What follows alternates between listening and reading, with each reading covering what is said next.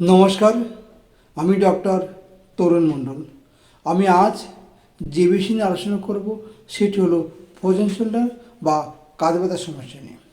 দেখুন, আমাদের মধ্যে অনেকেই এই কাঁধে ব্যথা বা ফ্রোজেন শোল্ডারের সমস্যা কষ্ট পেয়ে থাকে।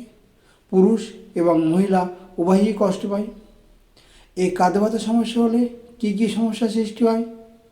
কাঁধে ব্যথার সমস্যা হলে হাত তুলতে পারে না, হাত উঁচু করতে পারে না, জামা কাপড় পরতে পারে না, কোনো কিছু ভারী কাজ করবে তাও করতে পারে না, অর্থাৎ সবসময় একটা অস্বস্তি লেগেই থাকে।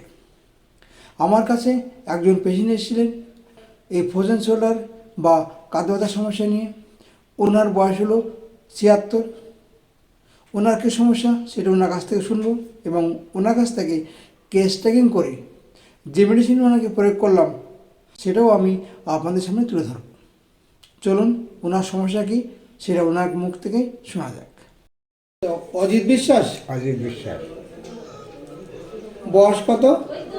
বয়স এই ৭৫-৭৬। কী সমস্যা বলুন।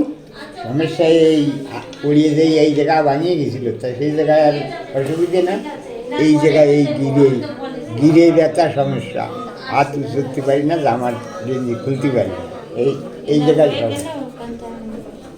আচ্ছা আচ্ছা, আর এনে একটা টিউমার আছে। হ্যাঁ, আপনি পড়ে গেছিলেন কবে? 10-12 বছর আগে। কী হয়েছিল, লেগেছিল কোথায়? গাড়ির থেকে পড়িয়ে গেছিলাম এইরকম। তারপরে এই জায়গা ভাঙিয়ে গেছিলো, সে যা সারিয়ে গেছে, এই জায়গায় ব্যথা শুরু হয়েছে। কখন বেশি ব্যথা করে এটা? কী বলে? এই ব্যথা কখন বেশি হয়? কখন মানে বেশি এই জামা টামা খুলতে গেলে ব্যথা করে। হাত উঁচু করতে পারেন? উঁচু করতে পারে এরকম ব্যথা লাগে? আস্তে আস্তে ব্যথা লাগে, আস্তে। হাত উঁচু জোরের কাজ করতে পারতে, হাত উঁচু করতে গেলে ব্যথা লাগে। তাহলে 10-12 বছর আগে পড়ে গেছিলেন, তারপর থেকে এই এই ব্যথা সৃষ্টি। এই ব্যথা শুরু হয়েছে। 12 বছর আগে পড়ে যাওয়ার পর থেকে ব্যথা শুরু হয়েছে। এখন হাত তুলতে পারছেন না? না, হাত তুলতে গেলে লাগছে, গেঞ্জি এনে খুলতে গেলে কষ্ট আছে। এবার আলোচনা করব এই ফ্রোজেন শোল্ডার বা কাঁধে ব্যথা কেন হয়। ফ্রোজেন শোল্ডার বা কাঁধে ব্যথার হওয়ার একটা প্রধান কারণ হলো আঘাত লাগা। সে কোনো কারণে হোক, কোনো পড়ে যাওয়া হোক, কোনো ভারী কিছু তুলতে হোক, বা যে কোনো কারণে হোক, কাঁধে আঘাত লাগলে এই ফ্রোজেন শোল্ডার হতে পারে। এছাড়া ব্লাড সুগার থাকলেও ফ্রোজেন শোল্ডারের সমস্যা দেখা যায়। অনেক ক্ষেত্রে যারা দীর্ঘদিন ধরে হাতটাকে একভাবে রেখে দেয়, যেমন যদি কোনো কারণে কাঁধের হাড় ভেঙে যায়, সেক্ষেত্রেও আমাদের ফ্রোজেন শোল্ডারের সমস্যা দেখা যায়। এছাড়া যদি কেউ দীর্ঘদিন ধরে একটানা একভাবে বসে কাজ করে, অর্থাৎ কাঁধে চাপ লাগে এমন কাজ করে, সে কম্পিউটারের কাজ হোক বা সেলাই মেশিনের কাজ হোক, যে কাজই করুক না কেন, যদি কাঁধের চাপ পড়ে দিনের পর দিন, সেক্ষেত্রেও ফ্রোজেন শোল্ডার হতে পারে। যাই হোক, বিভিন্ন কারণে আমাদের ফ্রোজেন শোল্ডার হতে পারে। এবার আলোচনা করব আমার কাছে যে পেশেন্টটা এসেছিল তার লক্ষণগুলো ওনার নিজের মুখ থেকে সবাই শুনলেন। ওনার লক্ষণ বুঝে আমি যে মেডিসিনটা ওনাকে প্রয়োগ করলাম সেটা হলো আর্নিকা 30।